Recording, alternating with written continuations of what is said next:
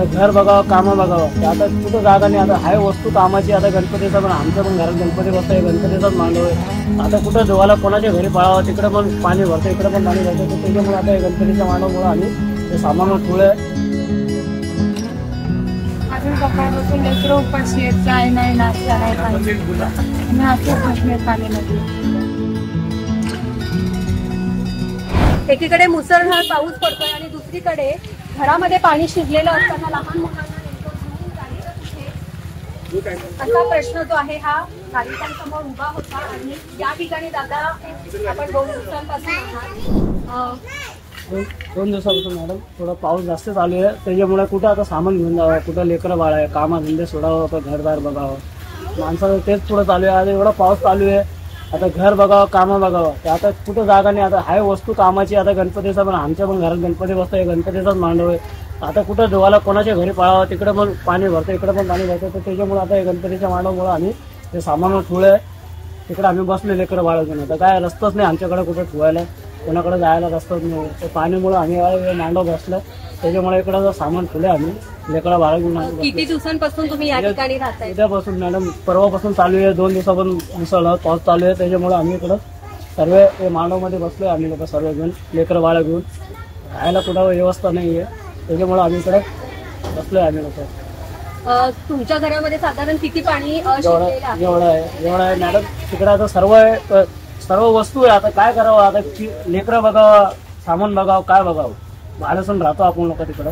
मग ह्या वस्तू तुम्ही नेमक्या कशा बाहेर काढल्यात आणि काय एवढ्या पाण्यातून? आता आपण पाणी बघत होतो मॅडम, एवढा वाढला, एवढा नाही वाढला, आता एवढा झाला. आता सामान पडणार, काय जाणार, लेकरं वाडा बघू. पहिल्या लेकरं वाडा काढल्यानंतर हे सामान व्यवस्थित जे सामान कामाचं ते काढून ठेवलंय बाहेर. आपण बघतोय की या ठिकाणी ज्येष्ठ नागरिक बसलेले आहेत, लहान मुलं सुद्धा आहेत. गणपतीचा हा मंडप आहे. गणेश उत्सवाच्या पार्श्वभूमीवर हा मंडप जो आहे तो उभारण्यात आला होता. मात्र या मंडपाचा असाही उपयोग जो आहे चांगल्या पद्धतीने इथे चांगल्या पद्धतीने जे आता पूर्ण तर आहे ना इकडे आजूबाजूच्या लोकांचं घरदार असेल ते तिकडे जाणार, ते नाही राहणार तर ते आपल्याला इकडेच राहावं लागणार. आता हे सारा आहे आपल्याला, अजून कोणता सारा आहे नाही. हे देवाचा सहारा का एवढा मोठा मांडव टाकून. मग आता ही जी लहान मुलं या ठिकाणी खेळताना दिसत आहेत त्यांच्या जेवणाची वगैरे व्यवस्था कोण करते सर? आता तर सध्या कोणी करून नाही राहिले. आता 1:30-2 वाजत आले, आता कोणी तर करून नाही राहिले. आता आपल्यालाच करावं लागणार. काय आपल्याला बाहेरतून वडेपाव खाऊनच दिवस काढावा लागणार आहे. कोण व्यवस्था करणार नाही, खाली लोक नावासाठी येणार आहे, बघून जाणार आहे, नंतर करणार. जेव्हा माणूस बोलताना मेल्यावरच लोक येऊन बघून जाणार. असं तर कोणी टायमावर कोणी उभे नाही राहणार. खूप मोठी गोष्ट या ठिकाणी दादांनी सांगितलेली आहे. ताई सुद्धा आहेत आपल्यासोबत. काय सांगाल ताई, आपण या ठिकाणी आपला संसार घेऊन बसलेला आहात, किती दिवसांपासून अशी परिस्थिती आहे, काही मदत होताना दिसते? काहीच नाही. अजून सकाळपासून लेकरं उपाशी आहेत, काय नाही नाश्ता नाही पाहिजे आणि असंच बसण्यात पाणीमध्ये. तुमच्या घरामध्ये कोण कोण असतं? मी, माझा नवरा, 4 लेकरं. आम्ही 6 जणांची फॅमिली. आणि 2 दिवसांपासून तुम्ही इथेच राहताय? हो, 2 दिवस झाले. पाणी भरले का रात्री फक्त भात वाटून घ्यायचे, त्याच्यानंतर ना आले. लेकरं भूक करताय पण अजून काहीच.